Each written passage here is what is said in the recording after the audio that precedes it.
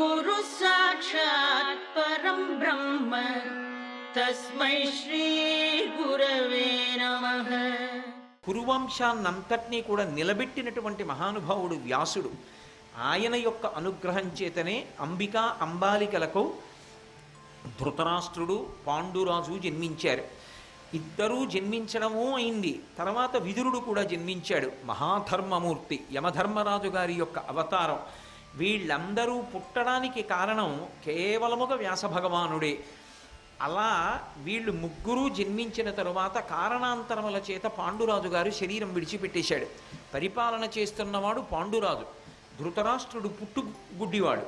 ఆ కారణం చేత పాండురాజు పరిపాలన చేసి ఎన్నో యుద్ధాలు చేసి అఖండమైనటువంటి సామ్రాజ్యాన్ని విస్తరింపచేశాడు. అలా పాండురాజు పరిపాలన చేస్తున్నటువంటి కాలంలో ఒకానొకప్పుడు ఒక ముని ఇచ్చినటువంటి శాపకారణం చేత మరణాన్ని పొందాడు. ఎంత పెద్ద సమస్య ఏర్పడింది అంటే, అవతల మాద్రి మరణించి సహగమనం చేసింది పాండురాజుతో. అసలు పెద్ద భార్య కుంతీదేవి సహగమనం చేయాలి, కానీ చిన్న భార్య మాద్రి సహగమనం చేసింది. సహగమనం చేసేటప్పుడు ఆవిడ ఒక మాట చెప్పింది, 5 బిడ్డలున్నారు, వీళ్ళు దేవతల యొక్క అంశతో జన్మించినటువంటి వాళ్ళు.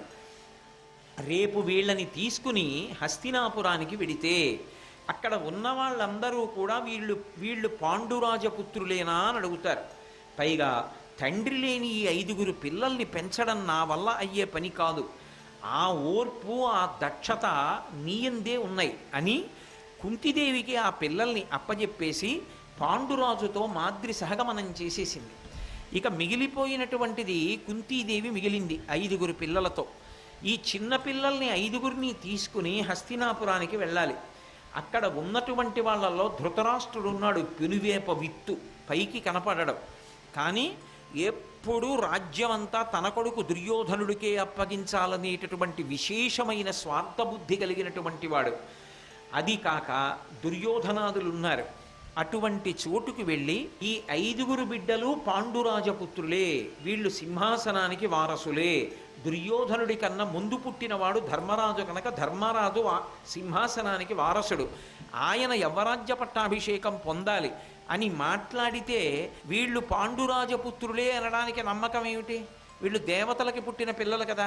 యమధర్మరాజు గారికి ధర్మరాజు పుట్టాడు, వాయువుకి భీముడు పుట్టాడు, ఇంద్రుడికి అర్జునుడు పుట్టాడు, అశ్వనీ దేవతలకి నకుల సహదేవులు పుట్టారంటే వాళ్ళ అంశల చేత వాళ్ళ అనుగ్రహం చేత పుట్టారు.